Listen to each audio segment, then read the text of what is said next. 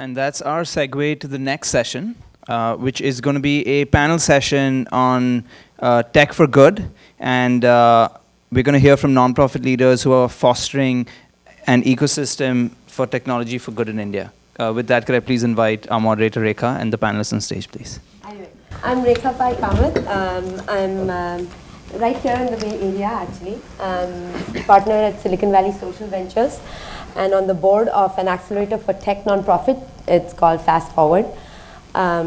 We accelerate, we're like a YC type of accelerator for tech nonprofits. I also manage my own family foundation, our family foundation, and I am really thrilled to be here. Honestly, it's been so inspiring to see all those beautiful pictures of girls, you know, and all these amazing projects that are Ek Meri Bari and all the other projects, and to see the knowledge sharing that's happening and to find a room full of people who really care about social impact in India. So it's warming my heart, and I'm really thrilled to be here. So we'll start. We live in the middle of tech. We're in Palo Alto, and this title is very interesting. I was looking at it, all the right reasons. I think that's very important because right now tech is getting a really bad rap. And I was on the other side, working for the bad corporate world, developing tech and all the bad side effects of tech. Everybody knows, fake news and data privacy and screen addiction and all that. So it's more important that we have this conversation, all the right reasons. And you know, I'm always asked to talk about how tech is doing the bad things in addition to the good things, but really focus on how to fix the bad. But I'm really happy to say that all three of these projects here are all using tech for really good reasons and the right way, and we'll know how the right approaches are because all three of them are stellar. So I'll start with saying that Project Echo, Dr. Sanjeev Arora is here, and I just briefly read a little bit about him, but I will ask you to share a little bit about your journey and how you reached here. You know, I'm a gastroenterologist by profession, and I work at the University of New Mexico, and I'm a specialist in a disease called hepatitis C, which affects 70 million people in the world. And in 2001, I walked into my clinic where I was seeing patients, and there was a 43-year-old woman sitting in the room with 2 children. It's not usual to have 3 people in one patient room at the same time, but one was a 14-year-old boy and a 9-year-old girl, and so I asked her what I ask every patient, how can I help you? And she said, I have hepatitis C and I'd like you to treat it. I said, you're in the right place and we're going to treat you. How long have you had it? And she said, I've had it for 8 years, and I got it as a teenager when I had shared needles once. And so I said, why did you not come earlier for treatment? And she said, I live 200 miles away from you. New Mexico is where I live. It's a very rural state in the US. And I would have to drive. I had called your nurse, and she said you would have to come 12 times to see you while you were getting these weekly injections and pills and chemotherapy-like regimen. And I would have to drive 200 miles each way, 12 times. And you know, I have a bad car, and I don't have enough money to take so much time off work. And I had a 1-year-old at that time. So I decided I'm not coming for treatment. So I asked her, why did you come today? And she said, because I have pain in the right side of my abdomen now. And so I got worried because you're not supposed to have pain with hepatitis C. And I did a test, and she had cancer of her liver about that big. And now she was willing to come as often as, you know, wanted her to come, but it was too late. And she passed away 6 months later. And I asked this question, you know, what happened when I had all the medicines available to me? I had everything that was needed. All the diagnostic tests were available in every village in New Mexico. And the insurance was there, but yes, she passed away because the right knowledge didn't exist at the right place at the right time. And so this is a universal problem. In the world, we think 6 billion people don't have the right knowledge at the right place at the right time, such that, you know, 1,800 children die every single day of diarrheal diseases because mothers don't know what oral rehydration solutions, how to reconstitute them, and others like that. In India, since all of you are interested there. 1,100 patients die every single day of TB, even though the government has put gene expert machines to diagnose everywhere in India. And in addition, they have all the drugs are free. Everything is free for TB, but 1,100 die of a curable disease. So that's how ECHO started. The problem was there were 28,000 patients in New Mexico, and only 1,500 had been treated. They were trying to come to see me. I had an 8-month wait. So I started ECHO to try and treat every one of them. And the model is based on using technology to leverage expertise, in this case a psychiatrist, a pharmacist, and me, a liver specialist, to share best practices. So what I did is I set up 21 new centers of treatment for hepatitis C, 16 in rural clinics, 5 in the prisons, each run by a primary care clinician because there were no specialists there. And I gave them my protocol for treating hepatitis C, but not a single one of them was willing to treat hepatitis C based on the protocol. They said, we're not going to do this. This is too dangerous. It's chemo. So I asked myself, how did you become an expert? When I came from India in 1980, I did my fellowship in Boston and for gastroenterology. And from the first day, they put me in a patient's room to do a gastroenterology consultation. I would see a patient, present to my professor, another one professor, another one professor. And after 2 years, they started calling me a gastroenterologist. I said, I'm going to use this model to create new hepatitis C specialists in New Mexico so that everybody could get treatment. And we call this case-based learning, in which all teach, all learn. And then we would use the internet to track outcomes. So on a Wednesday afternoon in 2003, I started the first ECHO clinic. And all 21 of these clinics would join on an interactive video network like Hollywood Squares. And at the university, we would have these 3 experts, of psychiatrists, pharmacists, and liver specialists. And one by one, they would present cases. And every 2 hours, I would do it once a week, Wednesday, 3 to 5. And we would co-manage about 10 patients from all parts of the state, from prisons, and without their names or anything. And we would give them advice and give them a 15-minute lecture. But what we found was in a year, they had become specialists through a process called a learning loop. They learned from our advice, our lectures, they learned from each other, and mostly they learned by doing, much like how you would teach your daughter to drive a car through iterative guided practice. And we started studying it and showed that it was producing joy of work for these rural clinicians, reducing professional isolation, increasing professional satisfaction. And finally, we did a head-to-head study in the New England Journal of Medicine showing that they could produce the same level of cures with this hepatitis C treatment as we could at the university. That, of course, was an inflection point for us. We said, now we want to help 1 billion people by December 31st, 2025, which is our current goal.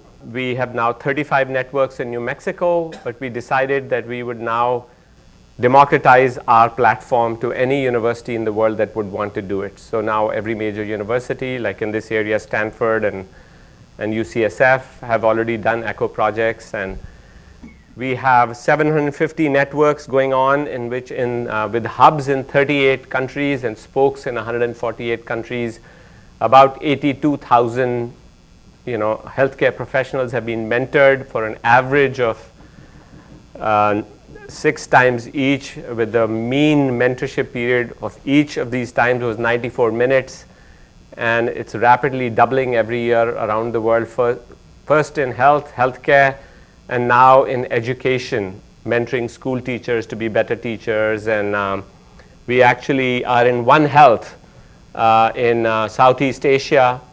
And One Health is a very major focus area for us in partnership with the US government right now to use ECHO in Vietnam and Southeast Asia for building capacity for One Health. So I'll stop here right now and thank you. That's amazing, because in 2003, as I recall, the technology for video conferencing was not as good as what it is now. And if we don't have a commercially viable solution, like a private solution for knowledge sharing using tech even now. So the fact that you have been able to use tech for knowledge sharing on a large scale basis in that early and made it work viably and sustainably and scale it, that is pretty impressive. And so you've been working with, correct me if I'm wrong, National Health Prevention Scheme, the Ayushman Bharat, and working with the government to do this Project Echo in India. And do you have any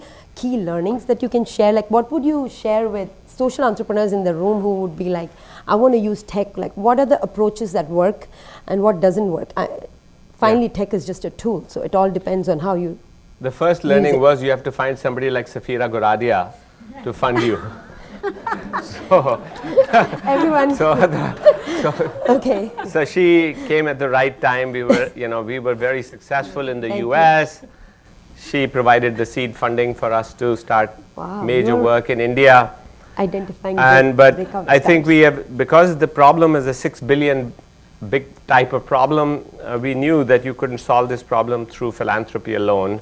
We had to catalyze government action. So essentially we have partnered with the Indian government along every single one of their healthcare priorities for TB elimination, mental health, hepatitis C, etc., etc. And in the beginning, you are absolutely correct that because video conferencing is so key, so we currently have the worldwide license for the Zoom platform, which we give to all our partners at no cost to them. And I encourage any one of you implementers in India to reach out to me so we can help you with our tech solutions. And we also have an in-cloud repository of knowledge from these 350 hubs. When I'm talking about, these are hubs like Harvard and MD Anderson and Johns Hopkins and UCSF and Stanford and all of these, and they've put their intellectual property. You can have it, share it, and in India, it's it's Tata Memorial Cancer Center and National Institute of Mental Health and PGI Chandigarh, All India Institute. All of them are our partners. So what happens is, we had in 2003 the hub technology, the internet, but in the spokes, in the villages and small towns, there wasn't enough internet to do video. So these learners actually had to travel to some kind of a place where there was internet, like a small town or a business or a government facility or a hospital where there was internet to do it. But today, in India alone, we have 67 networks operating, and almost in Jharkhand, for example, we have huge mental health networks. Most of the doctors join on a 3G network on their cell phones. So that problem got resolved. We still don't have enough technology in the villages of India to reach a community health worker. So in our work with ASHA workers, they have to travel to the community health center to join an echo session once a week. But every doctors usually have this with 3G or 4G, and data is cheap in India, so that's how it's working. But if we didn't have access to this video conferencing platform, which is efficient and adjusts itself for bandwidth, Zoom, which we have the worldwide license for a very long time, which we give for free, it wouldn't work easily. So there are multiple parts of it, and we give our technology infrastructure to any partner in India or anywhere else in the world for free to use for the purpose. Like in education, right now we have massive growth occurring in the education area to mentor school teachers to be better teachers. So what I'm hearing is you engage stakeholders. Yes. You can't just focus on the technology. And the second part I'm hearing is work with the technology that you have. I mean, consider the barriers that are currently there. So I'll move on to Sneha, your CEO and founder of Dost Education. By the way, Dost is one of our alums, Fast Forward alums, and she's one of our breakout stars. We're really proud of her. But speaking of stakeholders and engaging stakeholders and using technology to engage them, do you want to share first a little bit about Dost Education for people who don't know what Dost does, but also focus a little bit on how you use technology to monitor and evaluate progress or any of the outcomes in early childhood education that you guys do, and how you engage the stakeholders? Yeah, for sure. That was so inspiring. $1 billion is like a next level scale number to think about. So Dost Education, Dost means friend in Hindi, as many of you know, and multiple languages. So our mission is to be a parent's best friend in their journey to give their child the best start to education and life. So we do that through a really simple, very simple product. Once a day, a mother who signs up for Dost gets a 1-minute audio message delivered to her phone through a phone call. We call it Phonecast because it feels like you're listening to a podcast, but it's coming to you through a phone call. And kind of to your point about like engaging stakeholders and making sure the product actually supports the people that you're trying to help.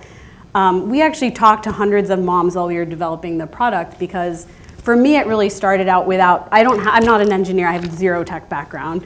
That's my co-founder's job. But I started this by actually going into communities and noticing that parents felt like they were left out of the education solution. I would hear parents say stuff like, I never went to school, so what can I do? How can I really change the trajectory for my child? And at the same time, I knew that the science was already really well established on early childhood learning and how much parents can do to support their kids during those first 5 years of life. And so I thought it was really cool, and I would go to like workshops and hold workshops about like talking and play and the power of parent engagement during those first 5 years. And I would give them activity ideas, and we would all like feel nice, and the mothers would enjoy meeting each other, but eventually women couldn't keep attending. They'd drop out of the sessions, and frankly, like probably nothing was happening after that session. And what we realized is some of what we were trying to do, which was like change the home practices and change the parenting practices, really required behavior change and consistent support. And that's why tech, to me, was a way to do that, because I saw these women all had a feature phone.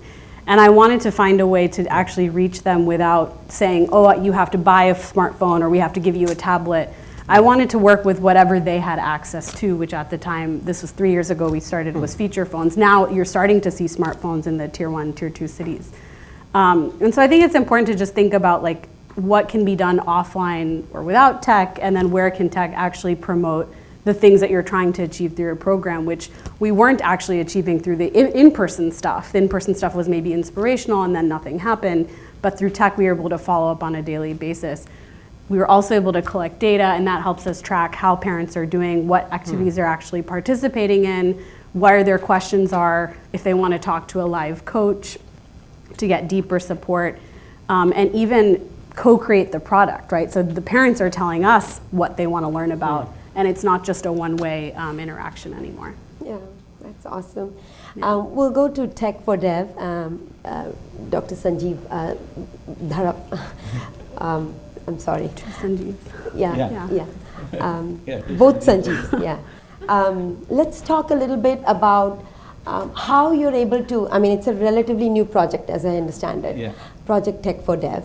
And you bring together software consultants and software companies, vendors, with nonprofits that want, I mean, this is difficult to get anyway. Talent, software talent is very hard to get for nonprofits when they're short of resources. So it's very interesting for me to see how you're able to, you know, get a good matchmaking between software vendors and nonprofits who want tech talent to enable their social impact. So you're actually amplifying the capacity of these NGOs by connecting them to, you know, projects that will be coded and solved by software engineers. And I'm curious what you do to facilitate that, and if you can speak a little bit. Yeah, so let me take a step back, and we look at ourselves as a facilitator. We are trying to create an ecosystem where NGOs can eventually come and use software free, have customizers that are reliable, that can do this for a smaller, less than market rate in most cases, and have a reliable deployment stage where they can get handheld.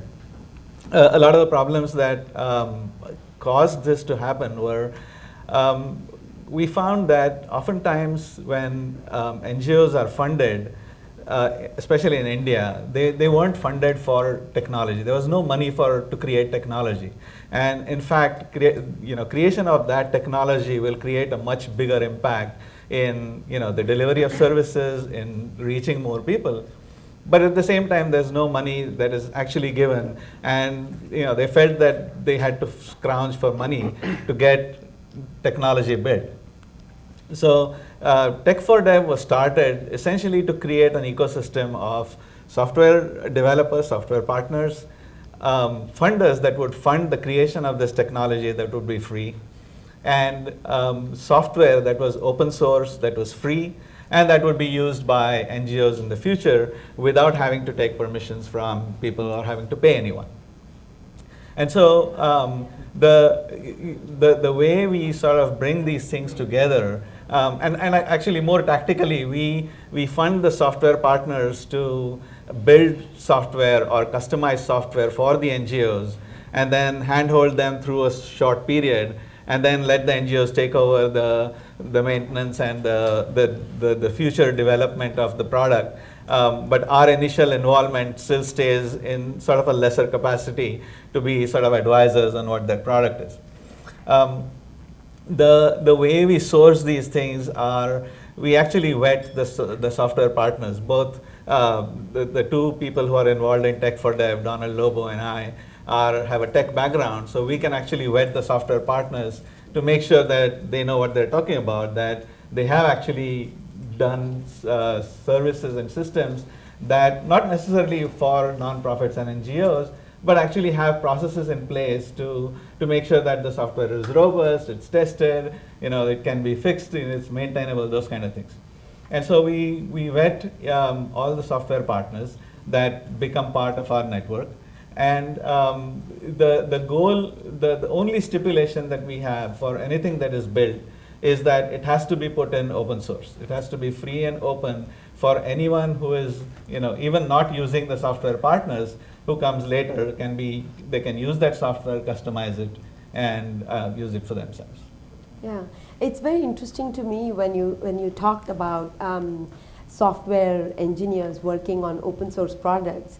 I'm just wondering, do you go to like a Google or a software partner or a software vendor like Wipro and tell a manager, can you give your engineers to me to work on this social impact project? Like, what kind of response do you get, and where is the win here? Like, I'm just curious. So the win is, okay, so the way tactically it works is, we fund the software partners. So they're not doing it for free. Oh, I see. They're actually doing it so that they get paid, but at the same time, the NGO doesn't have to pay for it. And the NGO gets a customized piece of software that they can use and deploy in the field. That's awesome. So it's a win-win for both of them. Yeah. And so the software partners don't feel that they are beholden to doing this just because it's a CSR. Yeah. Oh, that's perfect.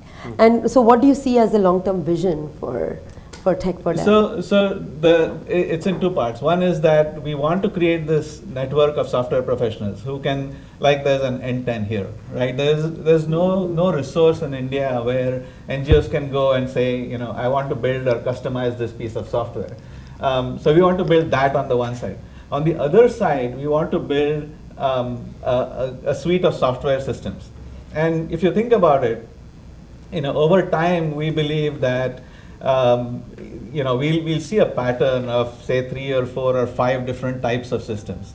You already think about data collection, case management for healthcare, or CRM-ish systems that are for maybe education, for sports, those kind of things. And so we think that eventually we are going to see 3 or 4 or 5 platform systems that can be used by software developers to customize for the NGO's needs. And so, we believe that's where the 80-20 rule is going to be, that 80% of it is already there. It's going to be that little customization piece that happens that gets them going. This is really exciting because software engineers are paid a lot, which they should be, but they're also expensive to recruit.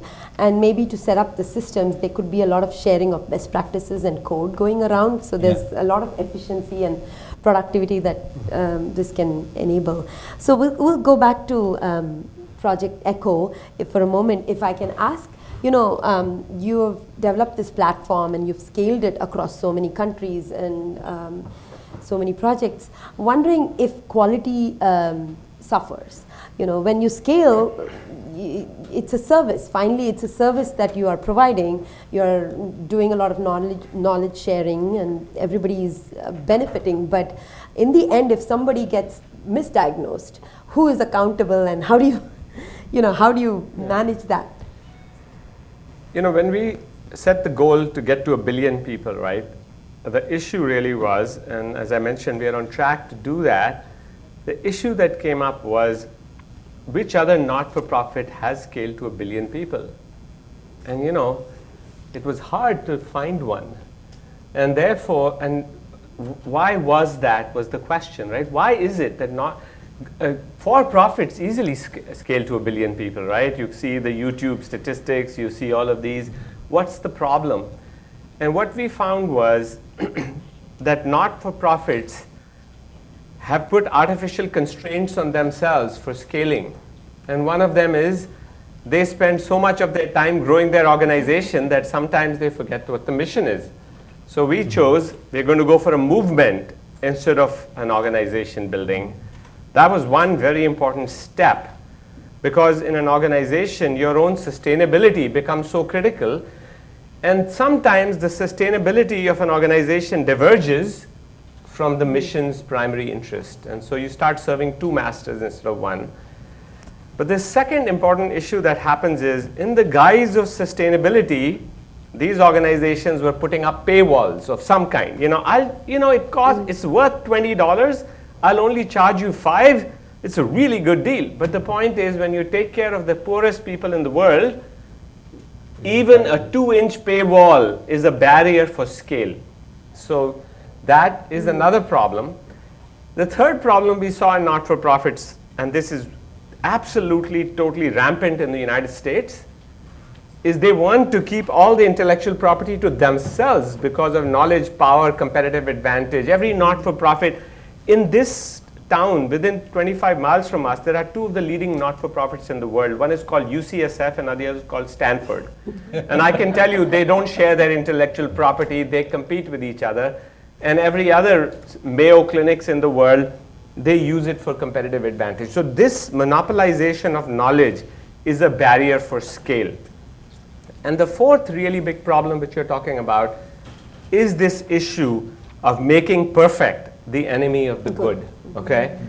You use that as an excuse for not scaling, when I just said 1,800 children are dying every single day because women in this country and men don't know that when your kid has diarrhea, nobody should die. I'm a gastroenterologist. Nobody should die for diarrhea. But they don't know that you cannot give a kid who's having diarrhea water. Okay, they'll get hyponatremic. They could die from it. And you cannot just put salt because it won't get absorbed. You've got to put some sugar also. It's called glucose facilitated sodium transport. It's a very simple idea. It was discovered 50 years ago for treatment of cholera, but 1800. So therefore, yes, it may not be perfect, but you don't want to make the perfect enemy of the good. What we are doing is we are taking experts to train primary care doctors to work at the highest level of their licensure. And we have 182 publications showing that the care is much better than what they could otherwise get and as good as universities. But certainly one can hide behind an excuse like that. But I don't see it as relevant, honestly. I mean, it's amazing that you're saying that, because this is the healthcare, right? And there's liability, medical liability, and everything else.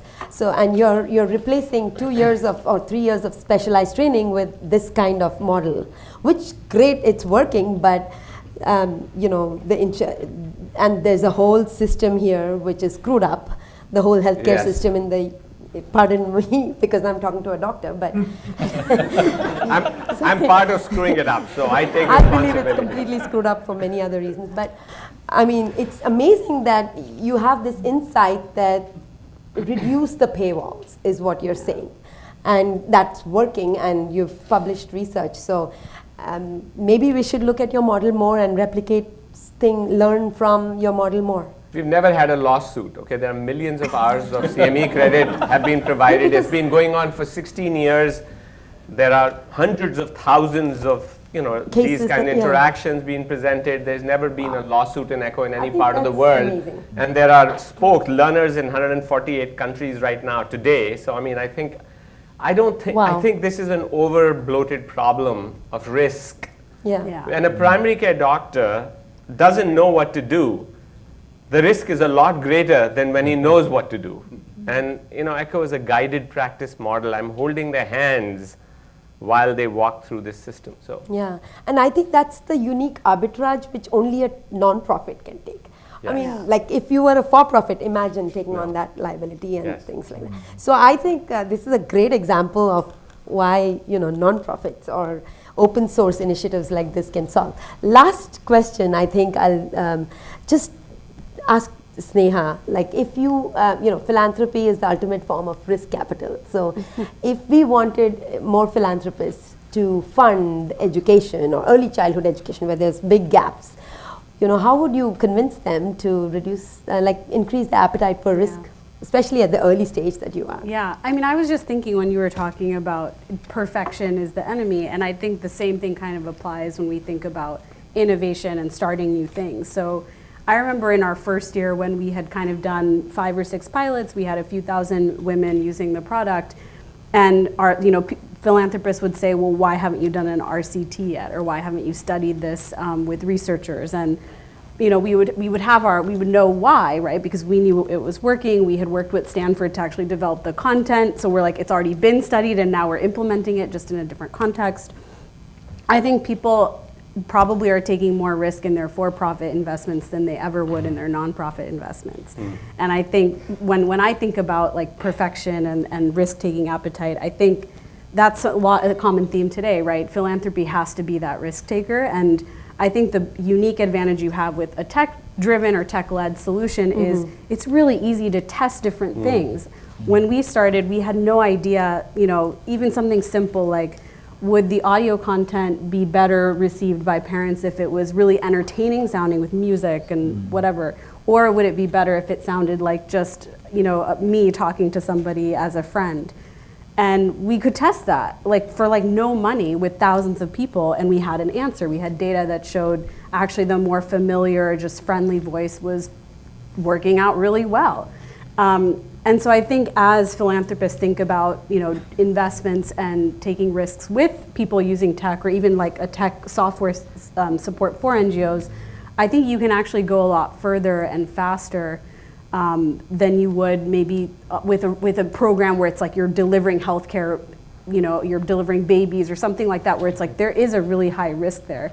With I think the type of stuff we're doing, you can go pretty crazy and do a lot of fun stuff, especially in that early phase, and that's what makes the work fun. And I think more philanthropists who are excited to fund like random tech things that don't really help anyone and who have no traction and no business model should take equal risks on teams that are doing some innovative stuff with impact. Yeah, you're so true, because I think using tech and tech nonprofits offer you the unique ability of proving out. Many times we look for proof of traction or minimum viable product or product market fit when we're thinking about investments before we go angel investing or seed or seed stage, before you put the money. But I think with tech nonprofits or philanthropic money, a good thing to do is like you can test out all of these proof points or minimum viable products with very little investments. You don't have to make that full-blown investment like you do. I mean, you have to invest to create the product in the first place, or a beta, but that's very little investment rather than go brick and mortar and do actual bottoms on the ground. So using tech prevents that. Our beta cost $10,000. You will not get that with a. And now we've reached 50,000 people. Non-tech so model. It doesn't. See how little investment. So you can prove a lot of things with less investment. So we'll take some questions from the audience at this point. Anyone? We have like 4 minutes. Yeah. I actually have a quick question for Sanjeev. Who maintains the software? The software partners do. So they get a choice of beyond the initial deployment. Does the NGO do it themselves, or do they contract the software partners? And the same thing happens for, like if you're using Amazon Web Services, the same thing happens for that too. That maintenance of the deployments and the Amazon Web Services happens between the NGOs and the software partners. We ask the NGOs to put aside resources for future maintenance, and they can pay the software partners through that. We don't fund that part of the project. Yeah, there's multiple feedback points. So one is the actual product integrated into the product. So parents leave us voicemails, which we then, there's actually a lot of emerging voice tech now, so we can start to like figure out group those into themes of what kinds of information is coming back.